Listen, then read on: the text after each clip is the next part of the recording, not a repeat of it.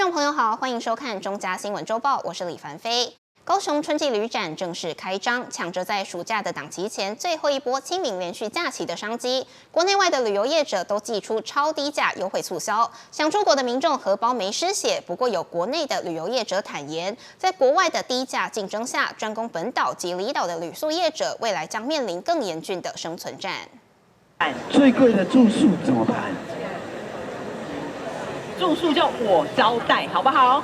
住宿免费。2024高雄春季旅展展场内，一波波的促销声吸引了大批民众驻足围观。有的员工发送宣传单，用力推销自家旅游行程；也有业者以动态画面来呈现，介绍顾客想去的旅游景点。而不论是影像还是图片，消费者目光还是都会先对准琳琅满目的费用价格以及促销折扣，省点费用也能出游玩一波。当然是国外啊，因为国内的饭店价钱太高了。当然是去亚洲啊，当然价钱如果跟国内差不多，就是去亚洲啊。就是国内饭店的价格太不亲民了啊，因为国内住一晚就要1-2万块，然后这样就可以去国外玩好几天了。国外吧？为什么？因为国内基本上最近这几年疫情都玩得差不多了，然后想说趁现在疫情也比较缓和一点。然后机票价格也比较稍微降下来，然后想说去国外玩一下这样子。国外旅游市场摊位内挤了满满的洽询民众，旅行业者趁着在暑假前最后一波的清明连续假期，将砍到见骨的价格推销给有意出国旅游的消费者。而这种杀到底的价位，对应到国内旅游业者就显得有点招架不住。尤其是澎湖等离岛，在没有特定节庆的活动举办来吸引游客的目光下，恐怕在营运上都会面临极大的挑战。国内一般服务品质没有那么好啦，而且住宿方面也没有那么优啊，当然是去国外比较上选。我觉得优惠是必然的啦，然后再来就是住宿的价格可以再降一点，这样子啊。其实国内的旅馆其实用心找也可以找到一些蛮不错的，但就是可能需要花费比较多的力气跟时间做功课这样子。国内还是有很多蛮不错的景点，对，不管是大自然或者是要去走那个比较文青路线的，都还是蛮多的。价格我觉得还可以接受，对，就是看你自己选择啊，因为可以就是花一点点钱啊，如果想要玩的比较奢侈也可以啊。目前国旅的部分当然是感觉会比较累。是我们政府真的是要加强在国旅的这一块的，尤其就是要帮助一下我们澎湖这一段的交通上的一个短缺的这一些的问题，要加强的改善一下。虽然有人喜欢国内旅游，但多数民众普遍认为国旅市场消费不够亲民，景点交通挤成一团，美食小吃相似度又太高，价格竞争更是落后国外市场。究竟选择亚洲区国家旅行，时间、金钱以及异国风情感受相比国内，只要能彻底放松，享受片刻间的惬意，才是游客心目中最佳的选择。记者李佳龙高雄报道。由美国艺术家波西克所发起的红球计划，3月29日在台南市定古迹丰神庙接官亭启动，吸引许多游客前来拍照朝圣。台南市长黄伟哲也特别到场，邀请大家跟着红球的脚步，共同游历台南的各个角落。又大又圆，直径4.5公尺，重122公斤的红球现身台南，第一站就在丰神庙接官亭。3、2、1。欢迎进来！时间一到，民众排队入场，每梯限制100人，可以摸它、抱它，摆各种动作与红球互动，还有小朋友戴上红鼻子，欢迎红球来到台南。咱这道红球的计划交古迹的接头啊，我最想要来看，所以我家己嘛做一个红球来这做好耍。这是国外来艺术，对所以特别要来想要参与这个国际性的活动啊。蛮特别的，就有点中西跟美式混合在一起的艺术。因为它这个算是比较有历史的一个古迹啊。红球计划将连续10天在不同的地点展出，由美国艺术家波西克亲自走访挑选，希望让国内外游客深入府城巷弄，感受台南400。I was here in December.Working with Leslie and Elisa to find all the sites, and it's really done on foot. So I was here for a week. We were driving around, walking, and both with their research and also finding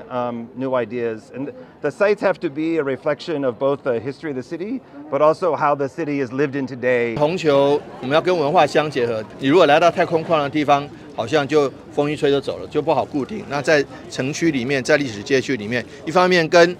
这个东方的文化跟我们的宫庙宗教文化能够互相撞击，另外一方面也可以跟我们的美食区互相辉映。为了爱护这些古迹，策展团队有针对不同的建物精算压力，连热胀冷缩与现场实地状况都有考虑。欢迎大家来追红球的同时，也欣赏台南古迹的美。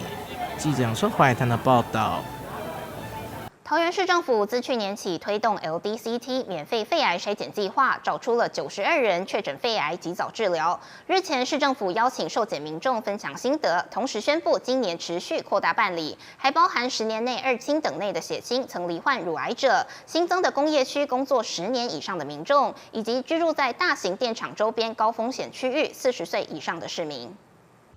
桃园市政府自去年起推动 LDCT 免费肺癌筛检计划，一共筛检4大罹患肺癌高风险职业族群25000人，找出了92人确诊肺癌，及早治疗。桃园市政府日前举办费尽心思桃园市扩大肺癌筛检成果记者会，并且邀请受检民众分享心得。在工业区工作的林女士表示，筛检确诊并开完刀后，她也决心过上新生活，并且极力督促家人一起筛检，之后也会继续推广这项德政。自己要重新再活一次，好好的来面对未来。然后所以因为自己跟妈妈都是肺癌的患者，所以就希望可以推动这样子的肺癌筛检，所以就鼓励自己的哥哥姐姐还有周遭的亲友都一起去做这样子的肺癌筛检。那所幸2个哥哥都没有事，他们也还有抽烟也没事。然后姐姐的话，有一个姐姐也是会做后续的追踪。那希望今年度呢，我们希望把桃园市政府这么好的一个措施，也跟更多人分享。所以我应该会在公司里面再继续推动这样子的一个扩大筛检的计划。在工厂工作的傅先生没有抽烟习惯，也注重空气品质，但是在筛检后发现了恶性肿瘤，病情已经稳定控制。傅先生表示，从来没想过自己会得到肺癌，感谢政府的政策，让他及早发现治疗，可以继续照顾家庭。原本是3个月追踪，现在已经变成半年追踪1次，所以我就觉得，其实我慢慢那个心中那块石头就放下来了。对啊，就是反正我就是定期回医院追踪就好了。对，那我很感谢，就是市长还有那个整个市府团队，我都很感谢。对，然后就是我还可以。对，就是照顾我的家庭，还有我的2个小孩子。副市长王明炬指出，肺癌蝉联10年全国癌症死亡率第1名。根据统计，女性罹肺癌几率还高于男性。政府投入预防医疗的成本，能以保证经济生产力高度回收投资。台大公卫教授陈秀熙也指出，台湾健保8800亿，有1400亿在癌症，肺癌就占了230亿。桃园市扩大肺癌筛检政策也获得了国际的高度肯定。其实我们把这个资源跟经费花在这个预防上面，花在早期筛检上面，我们每投入1块钱，其实可以省掉或者赚回4.6元的这样的一个投资报酬率，其实是非常划算的。亚洲目前这个女性的这个肺癌，非常高的情况之下，这一项德政，我相信是全世界。连英国的教授都认为这是我们亚洲第一。那我觉得这个部分不但可以节省国家在全民健保的资源，也替我们的家庭的生计、家庭的生活品质，甚至于照顾工业区的经济生产力，让我们国家呢可以更推向我们的经济发展，让全世界看到台湾除了经济发展之外，我们的健康是第一。张善政市长也在记者会宣布，今年桃园将持续推动免费的 LDCT 肺癌筛检，除了原本的4大类，还扩大包含10年内2等亲内血亲曾罹患乳癌，新增18处工业区工作10年以上民众，以及大型电厂焚化炉周边高风险区域40岁以上的民众，并且呼吁大家戒烟，守护家人健康。首先，工业区的数量我们会扩大，换句话说，过去10年。曾经在工业区一直在工业区工作的桃园市民，的这个工业区的数目我们扩大。第二，去年我们发现说，过去10年曾经有过这个乳癌病史的，乳癌这个乳房跟肺部非常接近，所以过去10年有过乳癌病史的，其实得到肺腺癌的风险也是相对的高。这个也是刚才陈教授告诉我说，算是我们这次的一个新发现。第三就是吸2手烟的女性，换句话说，如果老公在家里面吸烟，老婆不吸烟，但是很可能女性吸2手烟得到肺腺癌的比例是相对的高，所以我奉劝，如果说家里面有老公吸烟的，赶快戒烟，因为你要顾到你太太的健康。桃园市推动肺癌筛检计划，不仅守护民众健康，市府也为合作医院添购引进人工智慧判读系统，让医生能更有效率而且精准的解读筛检结果，提高早期侦测跟治疗的机会，让筛检服务更完善，鼓励符合资格的民众踊跃申请。记者赖伟一桃园报道。基隆市推动电动车补助方案放宽范围，只要是年龄20至45岁的民众，不需要旧车也可以申请。原本要求的公益服务时数也改为鼓励性质，资费选择也变多。好康的条件在3月29日申请第一天一大早就有许多民众在区公所外排队，甚至有人清晨5点就来，首日就超过1300人提出申请。一大早，安乐区公所还没上班，外面就已经排满人潮，有的清晨5点就来排队。开门之后，座位都被坐滿，民众低着头写资料，全都是为了电动机车而来。因为我觉得蛮优惠的，而且是台基隆市的活动，所以就想说，因为我现在带小孩我早上就是想说起早一点，喂完奶就可以过来申请这样子。目前有在工作吗？还是完全是家庭主妇？我目前他是留职停薪，然后所以之后可能会工作，然后想说有一台电动车也比较方便，因为也想把自己的油车换掉，现在油费太贵了。我是没有机车，只是因为想说通勤的话比较方便，因为都在基隆工作，对，然后想说基隆市政府提供这个免费机车，就来申请。就是有个0元的方案，对，就蛮优惠的。怕民众等太久，9点正式接受申请时间还没到，安乐区公所贴心让民众坐着休息，顺便填写资料。门口充电站也快设置完，左边有一个停车场，一个中华的设置站，那也他们好了，准备要启用。那另外一个新增的第二个充电站，他们有两站2个点，在区公所门口有2个点。同样在信义区，一早也是大排长龙。基隆市电动机车宣布放宽范围，不止年龄20到45岁，不需要旧车也可以。如果想要汰旧换新，还会有1万元奖励金。原本要求的公益时数也改为鼓励性质，自费选择也变多。29日开放民众申请。选599那个吧，因为我比较长期啊，0元那个太短了。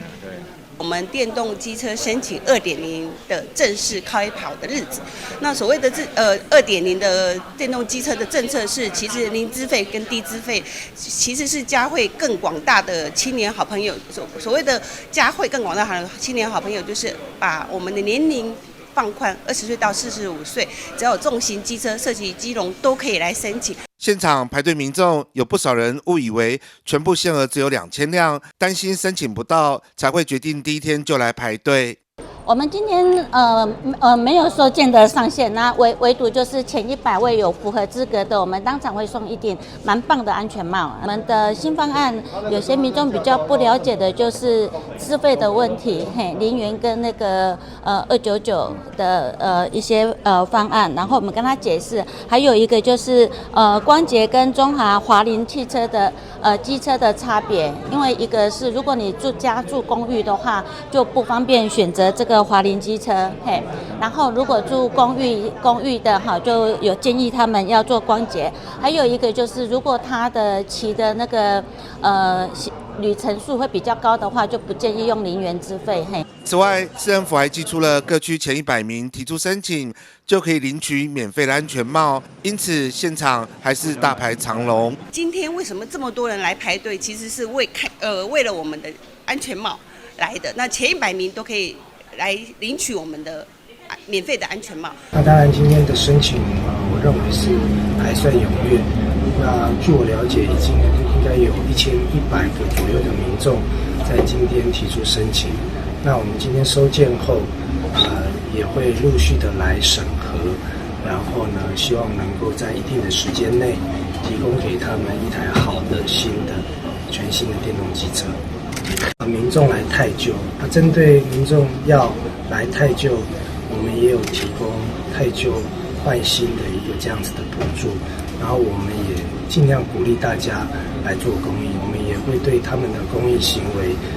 来表示感谢。电动机车申请首日人潮不断，民众精打细算，选择适合自己的方案。记者黄绍明基隆报道。首届的高雄樱花季吸引超过6万人次参与盛会，再加上高雄近期演唱会不断，除了高雄樱花季，天团五月天和大港开唱陆续登场。高雄市政府在推出夜经济优惠迎接歌迷，凭演唱会门票就可以兑换商圈夜市优惠券，让摊商和歌迷都超开心。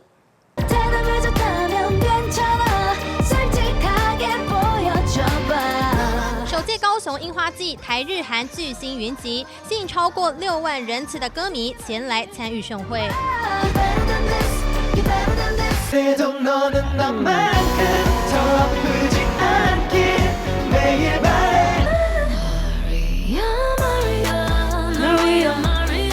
高雄演唱会经济持续发烧，高雄樱花季音乐节、天团五月天以及大港开唱陆续登场。为了迎接多场演唱会，预计超过30万人次的歌迷，高雄市在7处捷运站配合演唱会办理兑换2024商圈夜市优惠券的服务。不论是台湾的民众还是外国来的游客，兑换后开心的笑容全写在脸上，也迫不及待赶紧使用优惠券消费。好，未来很想要去，就是会住在乐和夜市附近，然后去乐和夜市消费，然后希望高雄市政府可以多办这些活动。券想去那个乐和夜市还有瑞凤夜市用，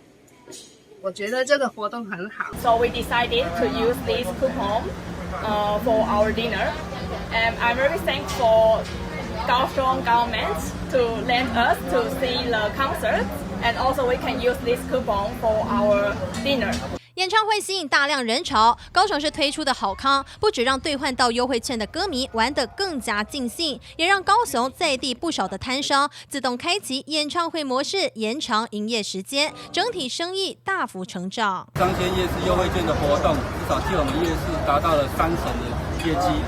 那很多摊商都大排长龙，忙到手软，服务这是田地的负担。那很多民众都会拿这个商圈夜市优惠券来这边消费，对我们的经济帮助很大。让我们摊商生意每个都做得很开心。今天可能会很晚才收摊。我觉得这个活动带来不少的一些来电的顾客量这样子。高雄市政府的用心，让来到高雄的歌迷除了能参加演唱会，还能使用优惠券品尝高雄的美食，在游客感受港都热情的同时，也增加当地摊商业绩，创造歌迷与摊商双赢局面。记者钟王佩庄、舒婷高雄报道。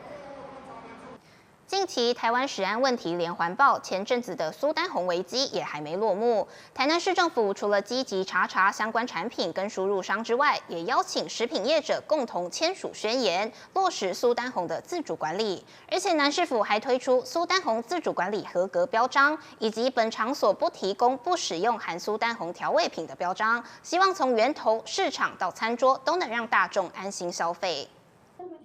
台南市长黄伟哲带头在落实苏丹红自主管理宣言上签名，宣示市府与食品业者落实苏丹红自主管理的决心。大家一起共同来签署。面对苏丹红食安问题延烧，市府陆续查到很多不合格的产品跟厂商。对于如何让民众食得安心，市府多管齐下，同时还推出苏丹红自主管理合格标章及本场所不提供苏丹红调味品标章，让市场、餐厅、食品业者等自主管理，同时也让民众在消费时有个参考依据。必须要给民众一个可以依循或是可以参考的一个名单。那所以说，我们特别跟各大工会以及各通路业者以及各源头进口商来密集的磋商，那能够在源头的管理的部分每一家进口的产品都必须提出安全检验的这个合格的这个文件，以及接受政府的检验。第二个在通路上的部分，因为在中游以及下游的这个业者的部分，因为已经上万家，在台南市有1万多家以上，所以说我们就跟各大工会，透过工会来做一个宣导，邀请大家来做一个自主管理。对于这2个标章，市府也开放给餐厅业者市场自行下载使用。不过黄伟哲也说，标章贴了就要负责，若是贴了还被查到有使用拍咪啊，将会受到处分。自主管理的标章贴上去之后，就要接受政府严格的这个检验，我们就会去抽检，然后这个中间如果合格，那就当然是实至名归；如果不合格，内部还有这个苏丹红的部门，我们就会用严厉的行政的规章来去处理。面对苏丹红食安问题，市府卫生局将加重稽查力道，若违反规定者将依法处办。推出标章也是希望业者落实自主管理工作，共同守护市民健康。记者张硕维台南报道。新北捷运3环6线中的第2环新北树林线土城地下段 CQ880A 区段标正式开工。28日，由新北市长侯友宜与台北市副市长林奕华率领施工团队，共同祈求新北树林线土城段的工程如期如职圆满完成。新北市捷运树林线土城段 CQ880A 区段正式开工，新北市长侯友宜与台北市副市长林奕华出席动土典礼。新北树林线预计在2031年完工，通车后树林区居民前往双北市核心将缩短半小时的通勤时间，还能转成3条捷运路线，大幅提升双北市民搭乘捷运的便利性。新北市长侯友宜表示，新北树林线全长13.3公里，共设置13座车站，包括2座地下车站及11座高架车站。新北树林线土城段今天正式开工动土。那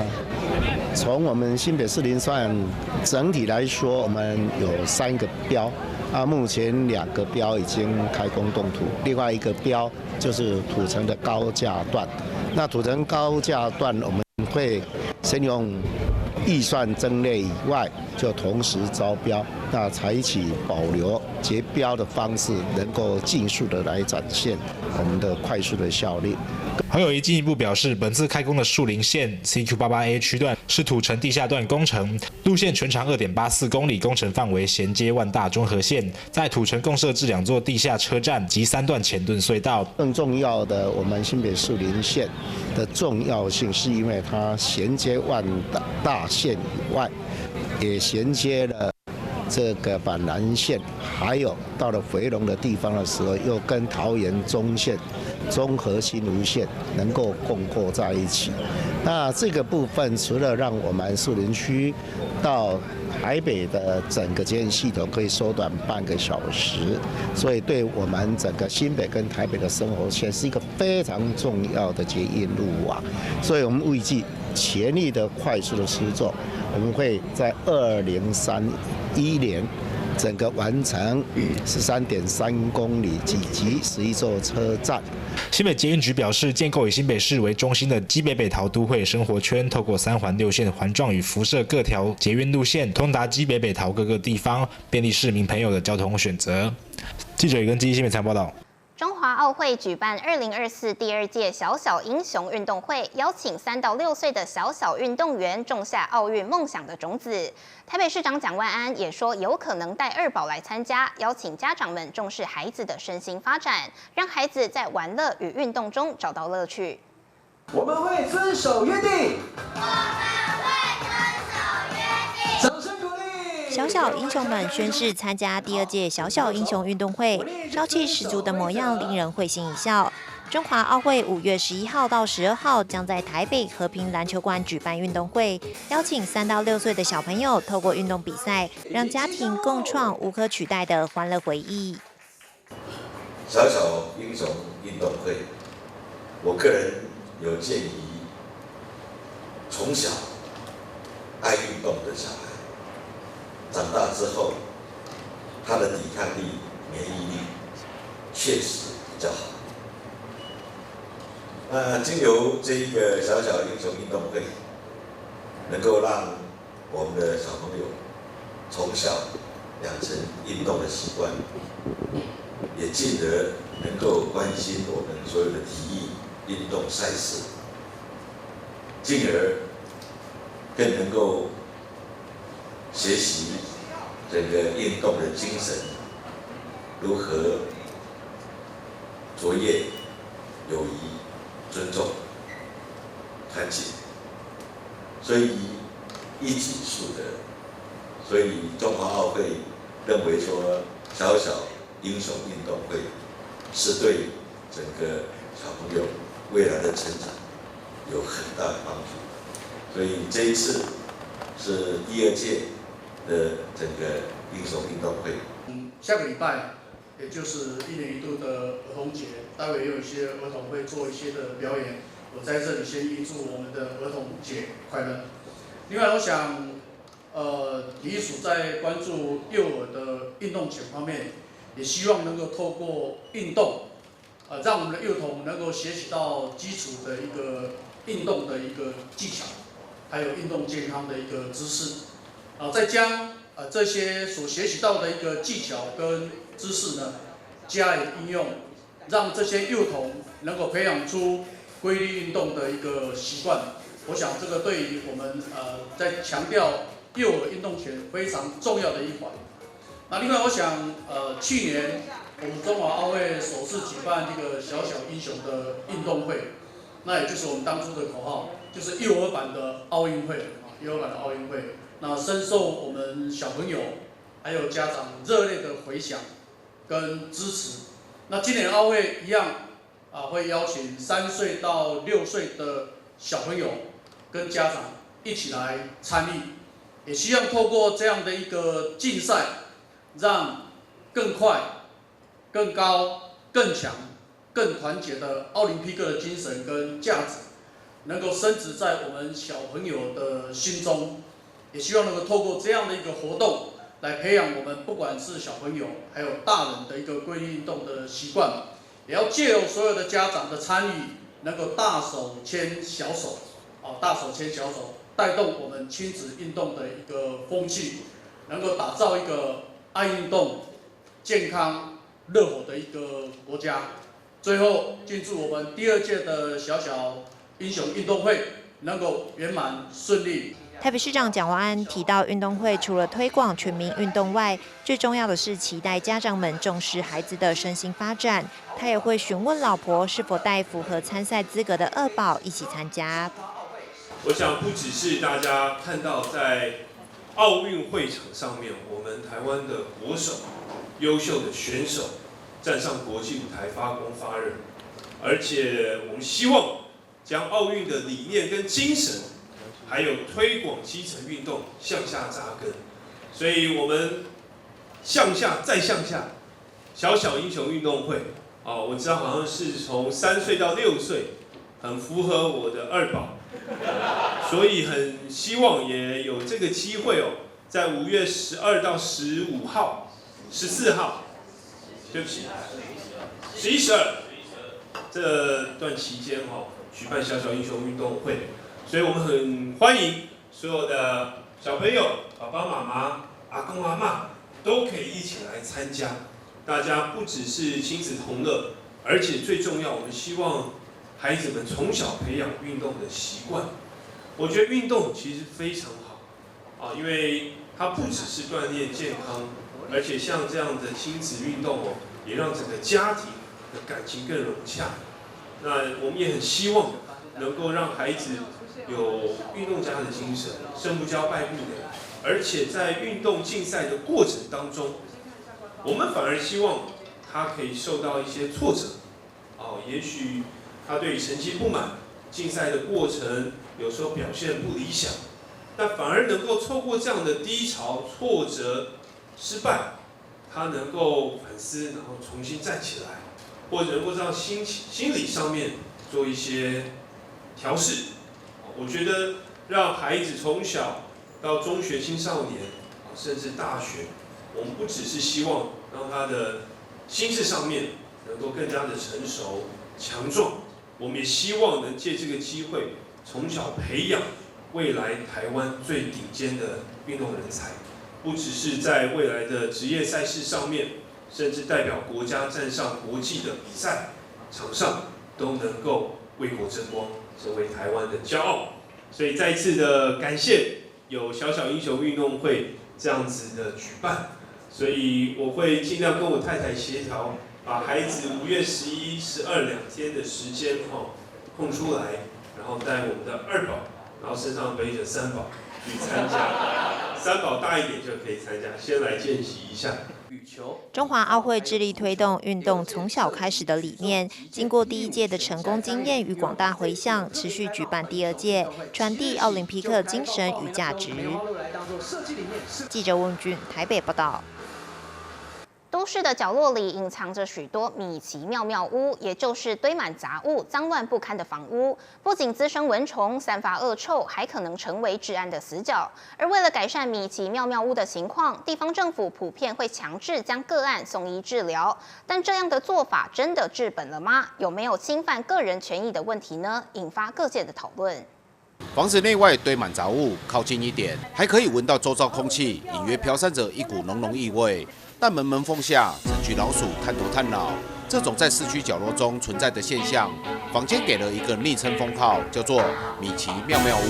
是啊，你要只要走出来跳舞啊，真正规定的啊，你像迄个安尼走来走去，来走出来的。啊，鸟厝的入面吼，唔是安尼尔，搁什么树、什么籽呢？鸟鼠也无一种看它电图啊，厝内搁有红衣啊，要惊死啊！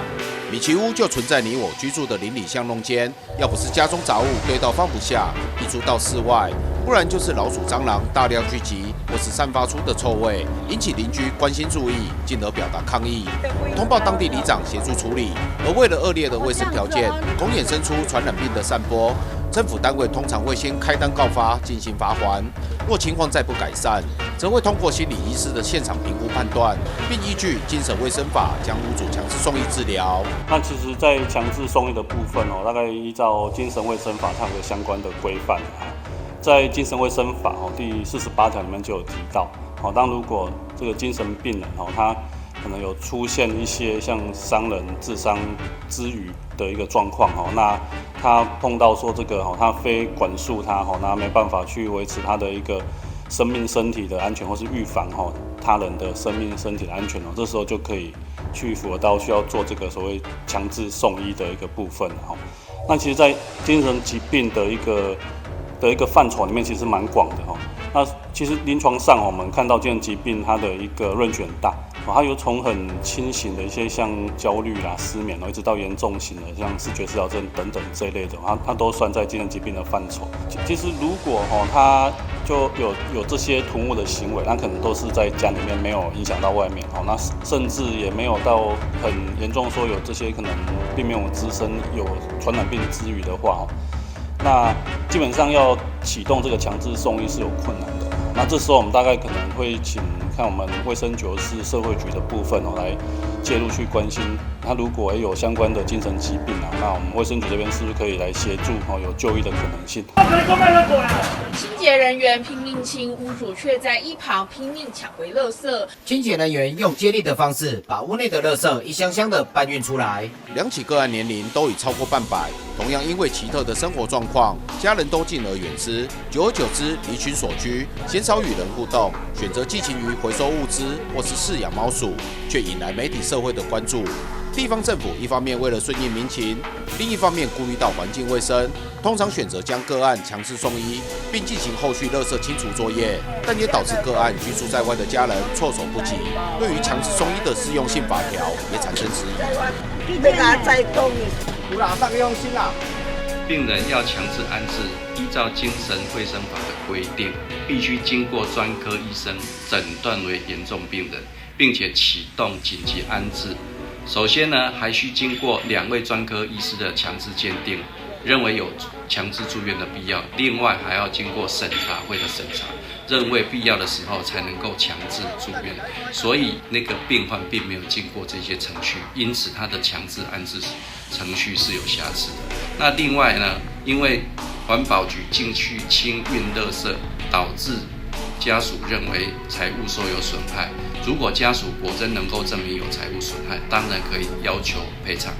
社会中有许多隐藏性的垃圾囤积案例，造成邻里周遭的困扰。但多数个案虽没有伤害他人之心，也没有要残害自己意图，却被强制送了医，是兼顾到社会公共利益，还是剥夺了个人权利？法律框架下的制约规定，强制送医在执行面上确实需要审慎评估，才能让人身自由及生命财产安全上受到真正的保障。记者李嘉龙专题报道。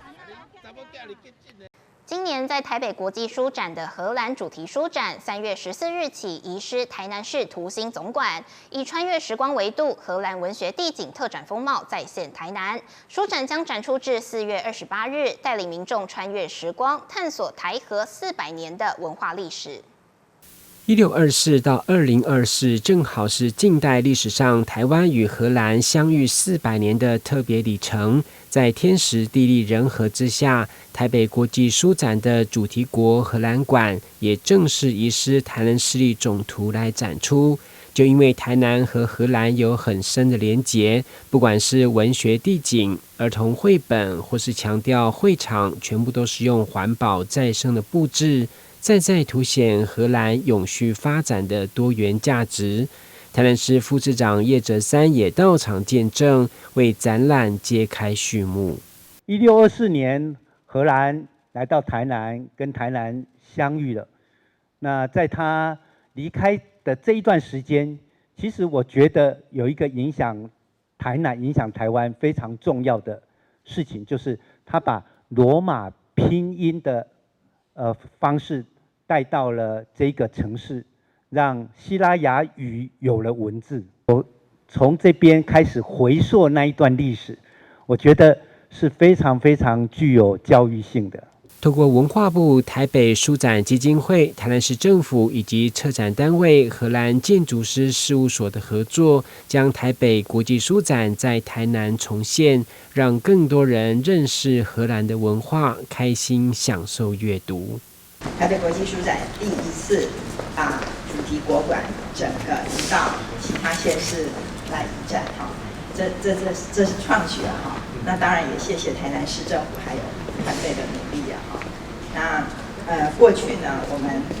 看到我们很多主题国馆，但是今年不一样的就是说，荷兰的主题国馆它是利用可回收以及可以循环的材质。再利用来做主题国馆的策展，包含今天大家坐的椅子，应该也是啊。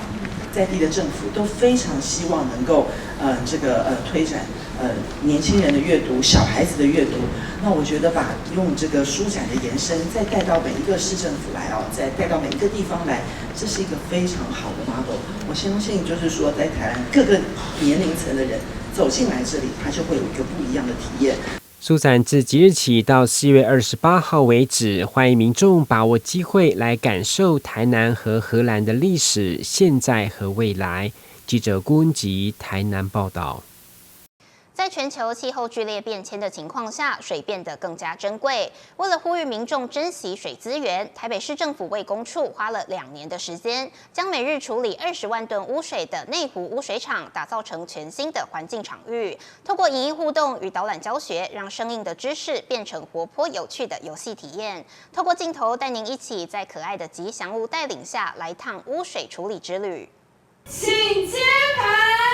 在台北市政府副秘书长张文德、公务局长黄一平、环保局长许世勋及卫工处长陈培嘉等人共同揭牌下，内湖污水处理厂顺利获得环境教育场所认证。小朋友迫不及待进入室内体验这些互动游戏设施，花费100万，历经2年努力，每天处理20万吨生活污水的内湖处理厂，化身为环境教育设施场域，以翻转教室及探索学习为理念打造，希望透过互动影音游戏体验及有趣的导览说明，让爱水护水的观念向下扎根。我们台北市民每天所产生的污水是要经过收集还有很繁复的这个处理的流程，才能把这污水处理到干净，才排到河川回收到大自然。所以我们希望所有的市民朋友都知道，这水资源是非常珍贵的，所以我们才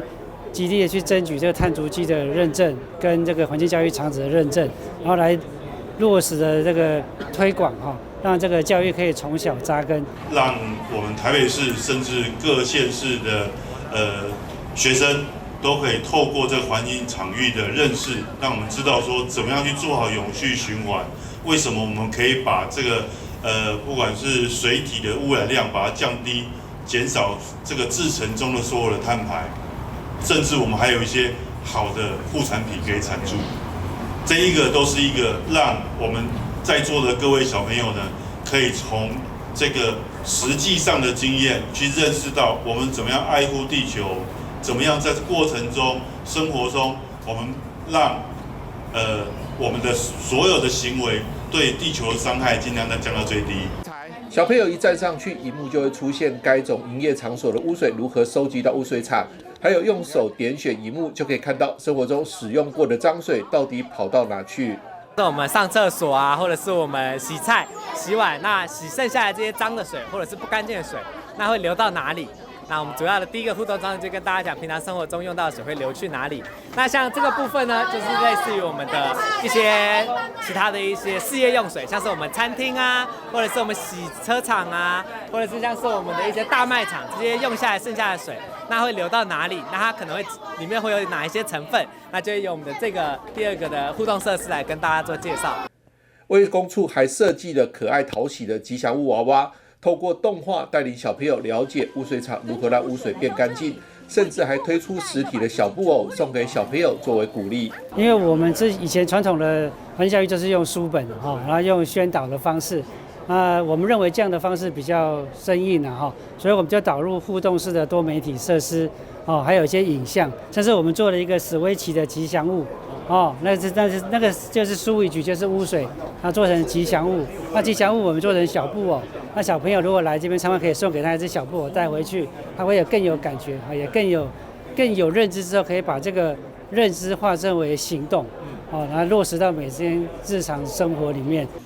这样活泼有趣的环境教育方式，也让小朋友收获满满，愿意当宣导环保的小尖兵。学到了原来污水处理厂处理了那么多东西，几乎快处理了我们生活中每天都会看到的东西。因为我很喜欢海洋，所以我回去都看到水漏着，我都会把它关紧。洗米的水我也都会拿去浇花。除了落实环境教育，卫工处也持续进行污水接管工程，希望台北市污水接管率在民国121年能达到90%以上。还有在民国116年让污水厂达到3级处理目标，处理过的水甚至可以比基隆河水更为干净。目前台北市的污水处理大部分都是2级处理，还有一部分是送到巴黎厂，只有初级处理就排到台湾海峡，所以我们希望可以提升整体3级处理的比率。3级处理就是比2级处理还要更好，那这样的水质可以对河川更友善，甚至可以在基隆河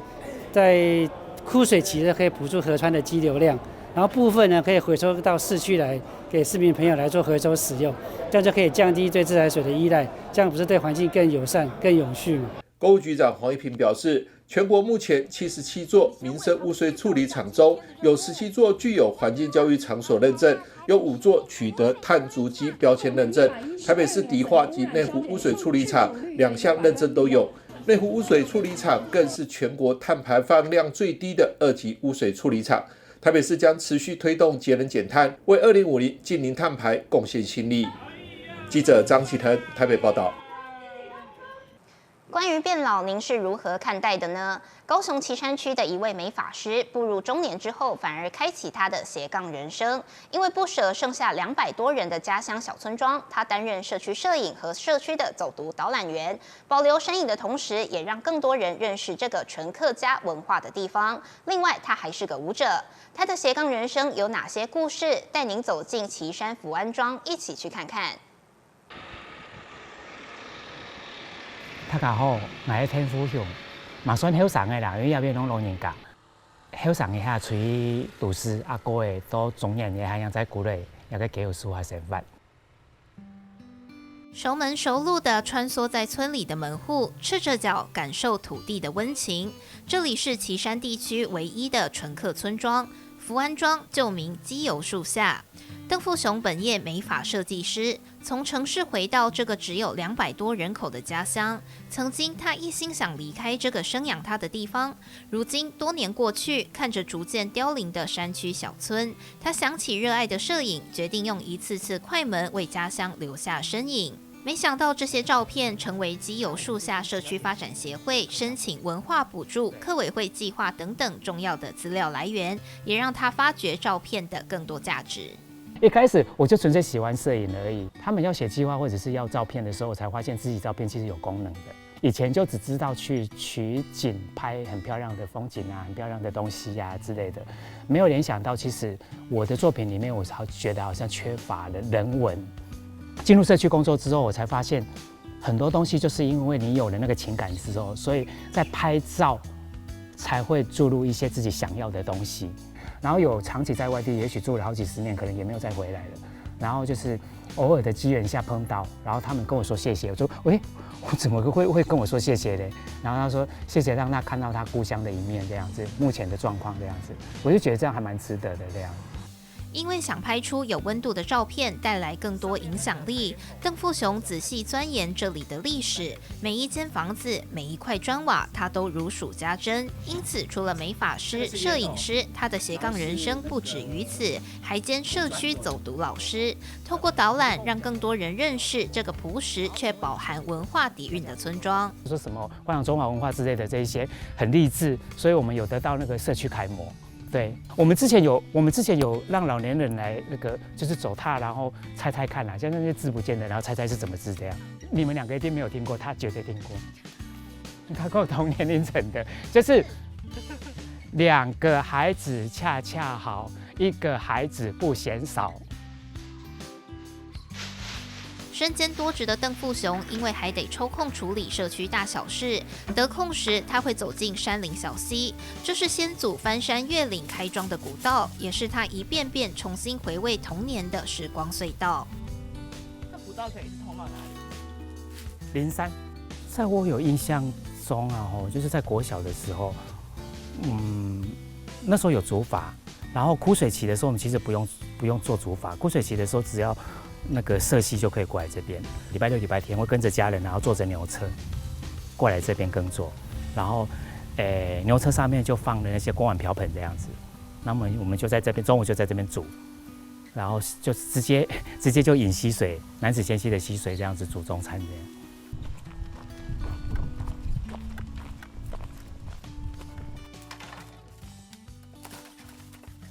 邓富雄赤脚感受大地自然的滋养，总是用热忱驱动生活的他，还有一个长才就是跳舞。邓富雄从小家境并不富裕，加上长辈观念保守，年轻时他在都市讨生活不易，尝试过在舞厅当 dancer， 但面对长辈仍需要躲躲藏藏。中年以后回到家乡，他反而敢于做自己，到社区大学学起心灵舞蹈，拓展人生下半场的新赛道。家里面有发现？当然没有啊，我不可能让他们知道啊。对啊，我不可能让他们知道的啦。如果时间允许，或者是那个环境允许的话，我会选择跳舞这条路。我觉得它让我很开心、很快乐。我就要希望就是能够表现自己，然后贴近生活啊。对啊，我下水，然后上来的时候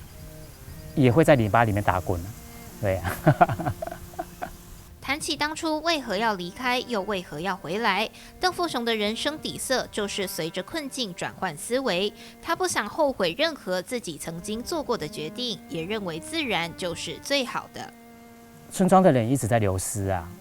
然后老年人一个一个的过世，其实我很害怕，我害怕去面对，对，所以我选择逃避。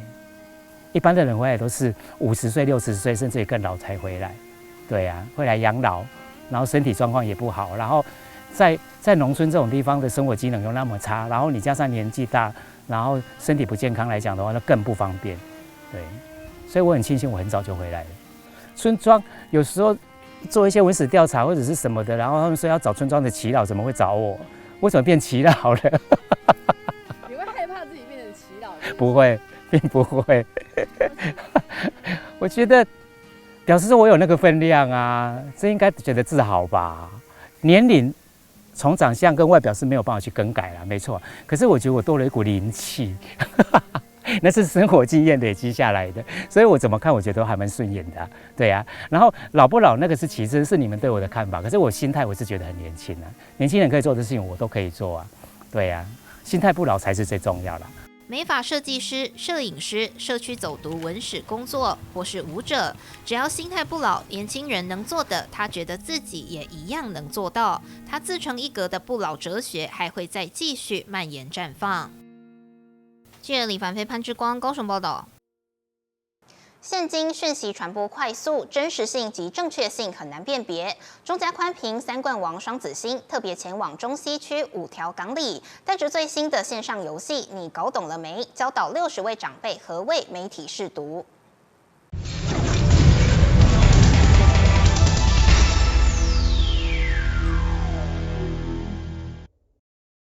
中嘉宽屏3冠王双子星持续深入邻里，和长辈宣导媒体识读，在课堂中讲解认识辨识媒体的基本能力，要用不同的角度判断讯息真假，不要被牵着鼻子走。同时也介绍最新科技 Deepfake 深伪技术，教长辈用肉眼辨别人脸造假影片的方法，也呼吁手机内的LINE投资群组不要轻易相信。感谢中嘉宽屏3冠王双子星的迄个电视台来阮5条港社区，即马诈骗的物件真多啦。有当时除了迄种迄个咱现有看到的警察局咧发宣导以外，这长辈时代有当做这种较独居嘛无通今日是大做伙，希望会当甲因宣导甲因教一寡较重要的方法。为了使媒体识读能轻松记住，中嘉宽屏特别开发线上游戏，你搞懂了没？设计8道是非题，包含公民传播权、讯息听看听等，考验长辈们对真假讯息的辨识力与抵抗力。我感觉今仔日上这个课真好，互咱大家对这媒体的这个真假的消息会让咱有一个正确的认识的机会。很感谢那个中嘉宽屏让我们了解在网络诈骗那以后我们会因为我这个资讯我们这个尝试，我们以后就不会被诈骗了。媒体都是属于就是很公开化的，所以是说，如果说那个太公开化的话事实上要让那个社会大众明了一些什么是真的，什么是假的。认识媒体，预防被诈骗固然重要，健康也要兼顾。讲师许曼珍特别在课程结束后播放去年所制作的舞蹈 MV 短片，邀请片中主角们带动跳，现场气氛相当欢乐。中嘉宽屏3冠王双子星总经理陈建村表示，媒体识读所有课程全都免费，欢迎有兴趣的社区、学校机关踊跃洽询。记者杨淑怀台南报道。感谢您收看中嘉新闻周报，我是李凡飞，我们下次再会。